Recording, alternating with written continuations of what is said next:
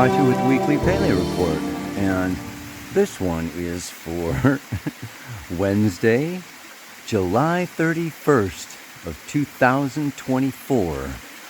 I am at Hidden Falls. Check it out.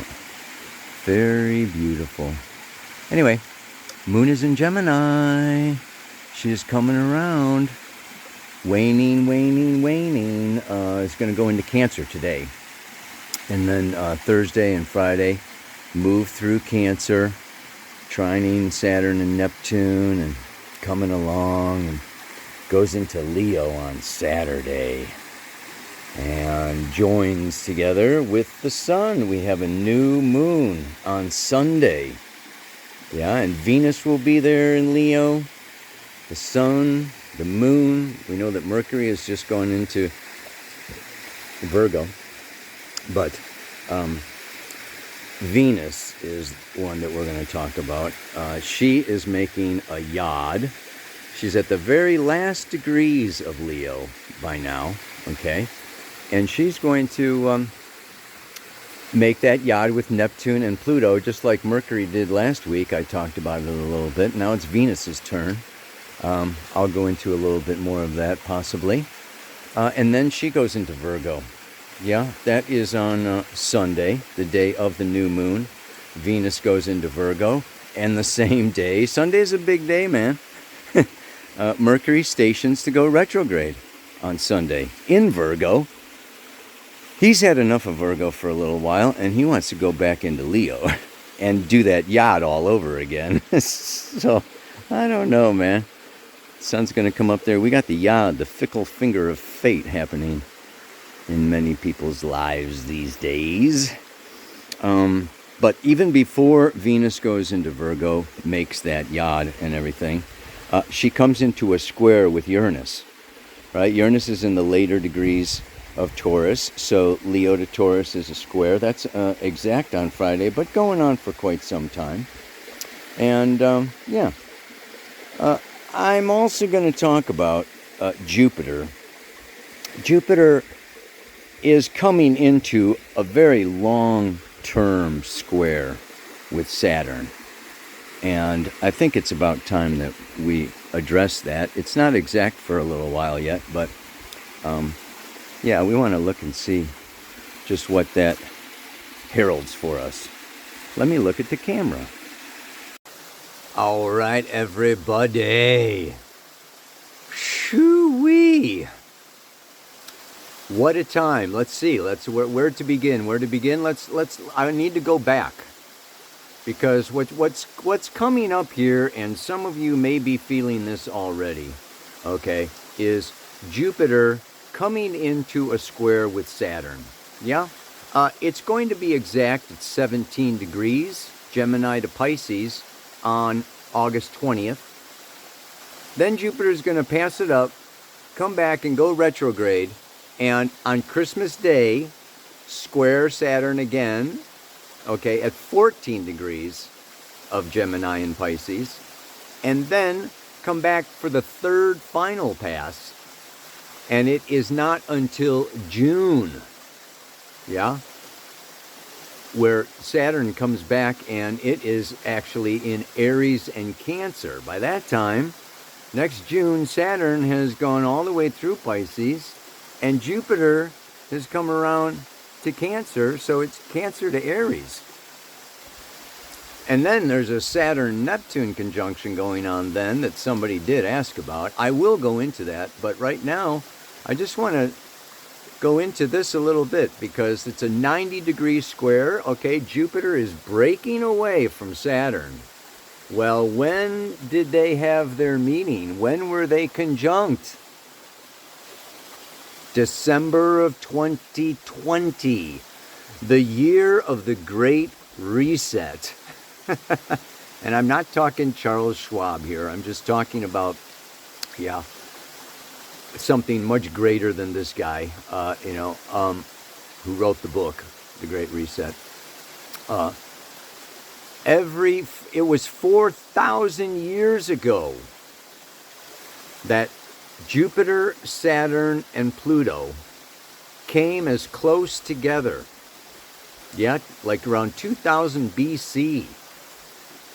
And so you could look at a 4,000 year cycle. They came a little close, about 1200, but not close enough to be a conjunction. So this, and it was right at 0 degrees of Aquarius. I mean, this is like it is a time too. Saturn is structure. We want to restructure. Aquarius is society. Global consciousness through science and technology and artificial intelligence and everything else that goes along with Aquarius, extraterrestrial intelligence. It can be Buddhism and liberation and an awakening and opening of the third eye, but it depends upon which frequency of Aquarius you are tapped into. Yeah? So you can go back personally, okay, to, what happened in 2020 for you. Okay, they did their little dance really from March until December of 2020. And from 2020 until now, okay, Jupiter now comes around, and the seeds that were sown, remember, every conjunction, just like a new moon, is a time of sowing seeds. And so the seeds of a Jupiter-Saturn cycle, which is a 20-year cycle, okay, every 20 years they come around and join together. It's a new way of living in the business world, in the third dimensional world, in grappling with things of planet Earth. Let's remember, Uranus and Neptune rule the celestial world in shamanism, okay? And Chiron and Pluto rule the underworld in shamanism. And that leaves Jupiter and Saturn for this third dimensional world. And we can look at Saturn as contraction and Jupiter as expansion. We can look at Saturn as responsibility and Jupiter as freedom. So just like kind of polarities, they need each other. They work with each other. They work together. Unless they're square, which they're going to be for about a year. Oh my God. And what does that do? Well, it's like Jupiter wants to break out of Saturn, break free from Saturn at that 90 degree square. He wants to take the business or the establishment or, the king or the queen, up to the next level. Yeah, it's time to, bring in expansive new structures, expansive new forms, expansive new institutions. And it's going through Gemini. Mars is coming up to it. This is about education. And this is about networking. And this is about the social media. And it doesn't want to be censored. Saturn would want to be censoring it. Jupiter wants, open lines of communication for everybody. So we have this kind of a thing going on. Again, this breaking free from the past. And it's the same with Venus. Breaking away of Venus square Uranus, right, is also, Uranus breaking, Venus breaking out of that. So this breaking free from the past is letting go of our inhibitions, letting go of our fears, letting go of our attachments, emotional attachments, financial attachments, relationships. It is very interesting. It's a very interesting time. And what happens now? Venus comes into this yod. Now there's two kinds of yods, right? There is the waxing yod. It's 150 degrees. It's associated with Virgo. And I always associate it with graduation. Venus is breaking away from Neptune. It's 150 degree quincunx, inconjunct. This is, taking from months ago when they were conjunct. Venus, Neptune. Divine sacred union and love and earthly beauty and physical love. Yeah? The higher octave and the lower octave. And so Venus comes away with lots of dreams and lots of imagination and maybe some illusions and fantasies, and bam, comes to that 150 degree, and it's time to let go of those illusions and really ground, like in Virgo style, okay, get real. What can be manifest and what is fantasy? Yeah? So we've got this struggle going on. And then you've got Pluto. So Pluto is up over here. And that's a 210 degree in conjunct. Okay, so it's got a Scorpio flavor to it, and it's about control. Yeah? So, so many months ago, Venus conjuncted Pluto, and now is coming around to what? The Scorpio is about, how can I say, losing control to forces beyond your control, needing to come to terms with other people's ideas, attractions, desires, needs, feelings, the whole feminine nature. And so there is always, with that 210 degree quincunx, the desire to control. I want to control the finances. I want to control the itinerary. I want to control the relationship. I want to control the business. But at this juncture, it's time to let go of that control. And that requires trust. That requires surrender.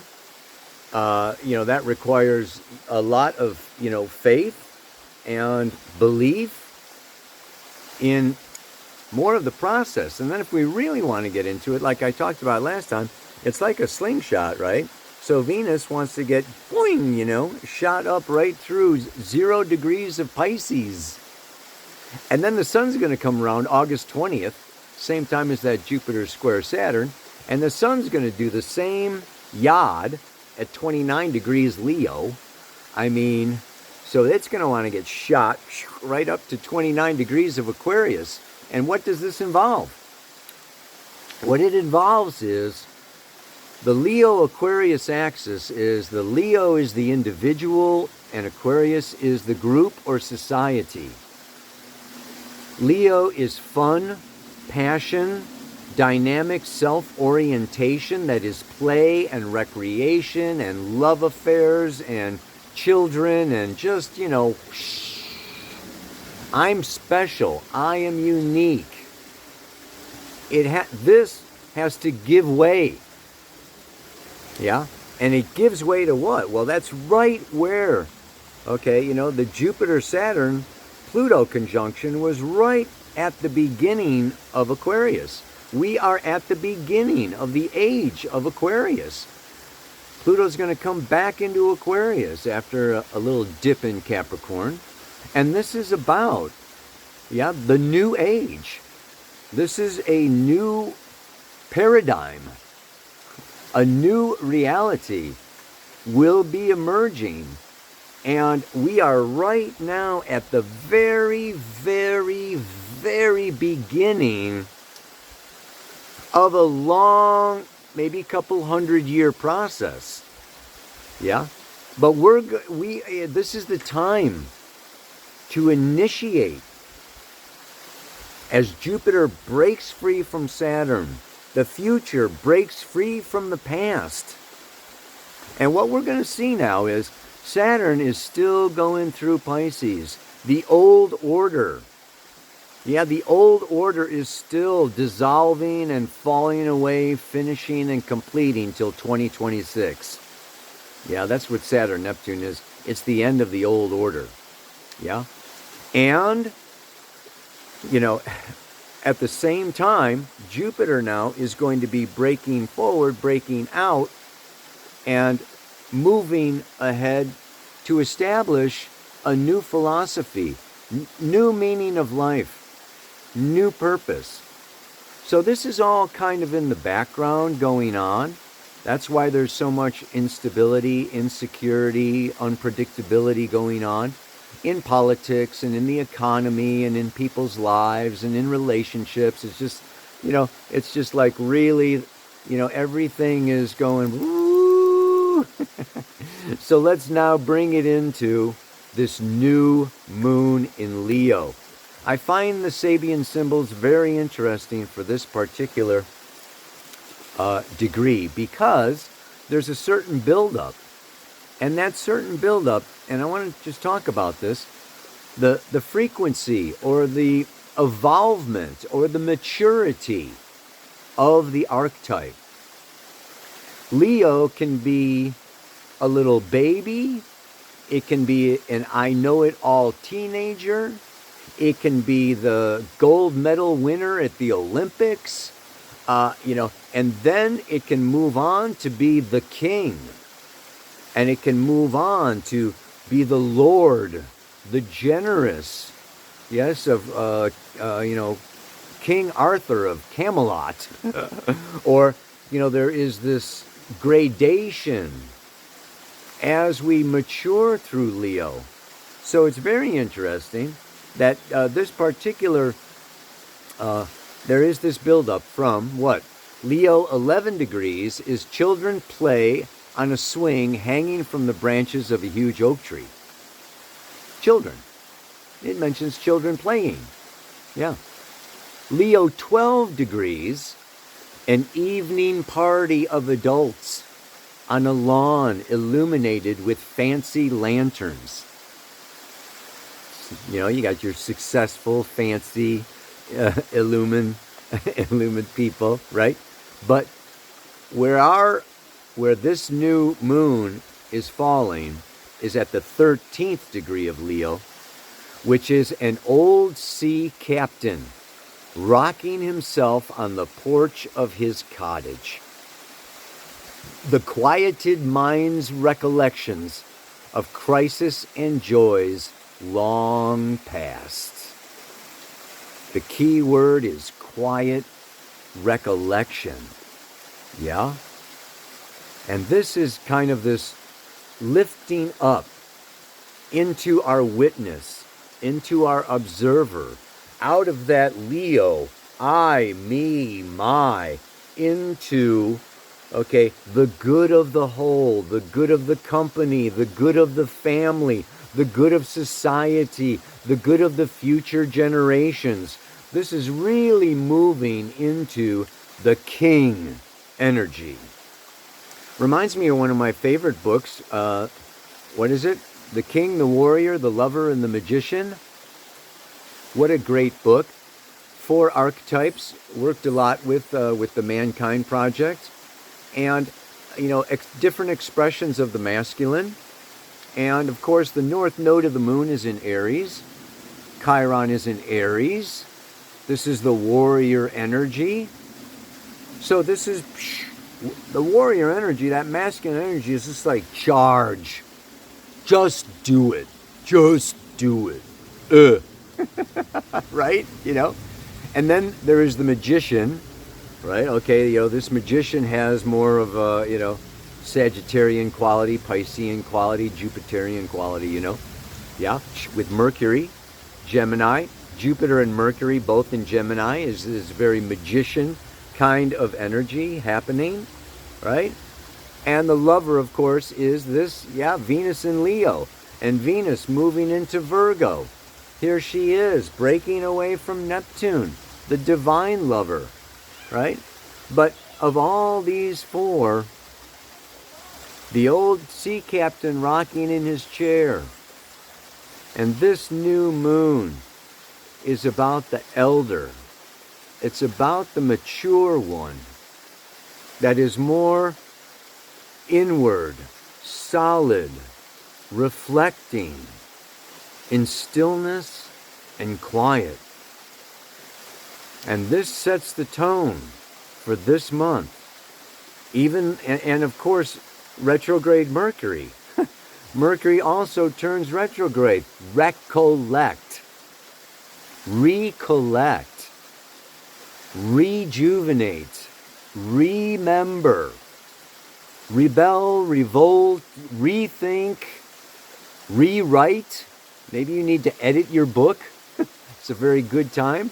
Jupiter in Gemini is a very good time to be writing, speaking, teaching. But now this retrograde Mercury is to what? Rebel against mainstream thoughts, our own past judgments. We've got 3 weeks now of this retrograde Mercury where it's time to really go inward. And as much as Leo, wants to go outward and looks to go outward, and we're getting new moon in Leo, you think, yeah, and that Saturn Jupiter. Saturn is like the stagecoach driver having reins on the Jupiter horses, right? So we're going to. It's limited expansion. Saturn's limitation, Jupiter's expansion. So we have, slow progress with a lot of blocks, a lot of obstacles coming up for this next year or so. You remember 2020. Well, now, 4 years later, we get again this Jupiter Saturn, only they are in what they call a challenging aspect. So it will be challenging to travel. It will be challenging to expand. It will be challenging to remain optimistic. It will be challenging to keep the faith. This is all Jupiter, and we are being challenged. So what do we have to do? We have to step into our king, step into our queen, and, it's like, I got to do this not for me. I got to do this for life. Life is asking me. Leo is an agent of life. Life wants me to do this. You know what I'm talking about? It's not about personal ambition, which Leo can very often be about. But now this gives it a whole different level. And so I have, of course, Leo. The mantra for this week is, like a performer standing backstage as the show is about to begin, I transform my fear into energy to create more power within. I rewrote this thing like 3 or 5 times, man. First I said, well, the Olympics are going on, and you could actually change it to like an athlete at the starting line of a race that's about to begin. I transform my fear into energy to create more power within. So, I don't know if you're watching the Olympics or not, but yeah, again, Leo, can be the performer. I was watching the skateboarders, the skateboarders are like freaking performers and the gymnasts and everything. Anyway, yeah, but Leo is so much to do with the stage and with play and with plays and the theater. Yeah, so I think I'm going to stay with that original one. But the idea is of stage fright. I've been in plays. I don't know if you've been in plays or not, but there's this, when it's your turn to open your mouth or your turn to enter the spotlight or, step out onto that stage, there is stage fright. There is fear.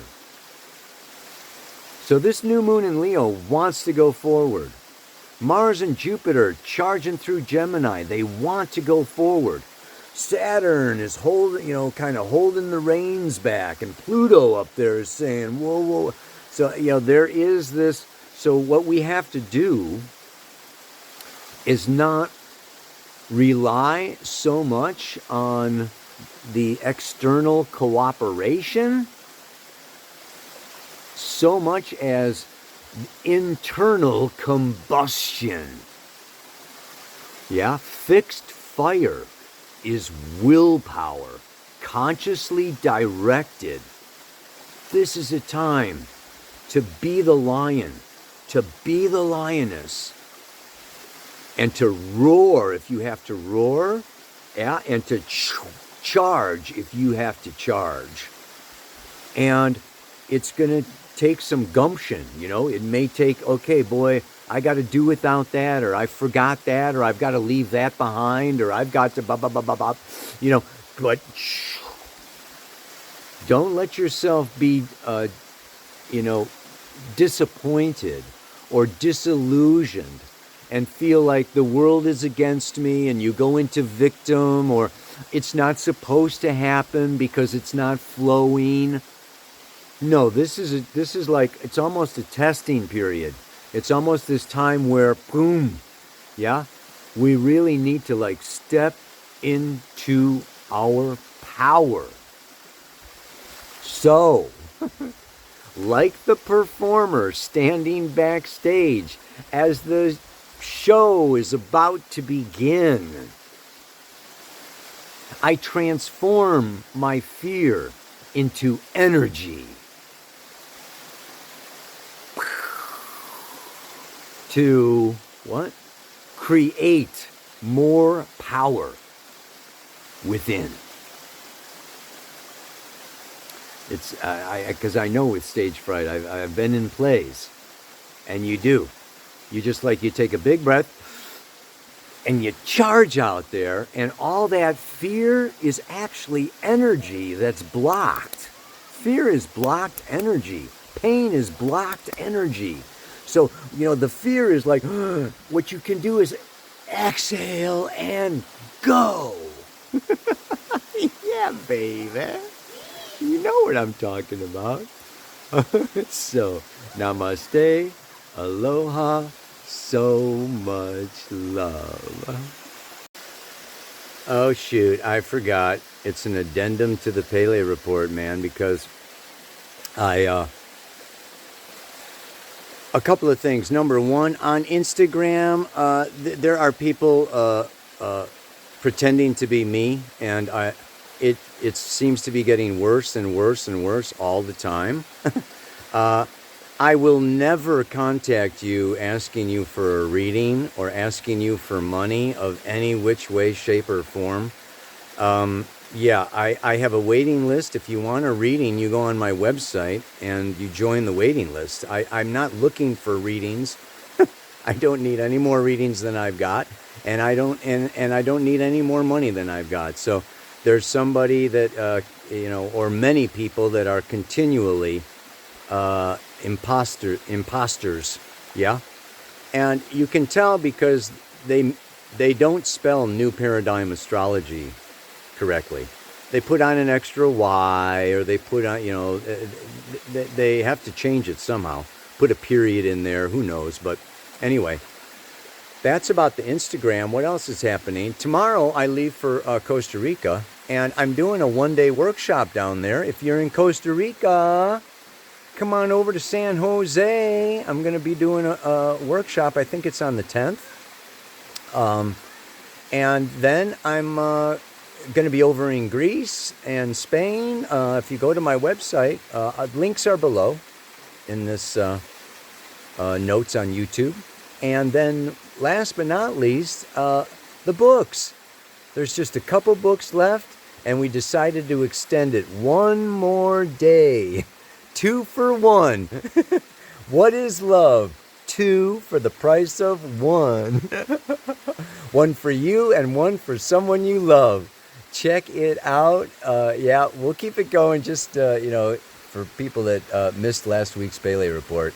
Hope that everything is well with you out there, and take it easy, baby.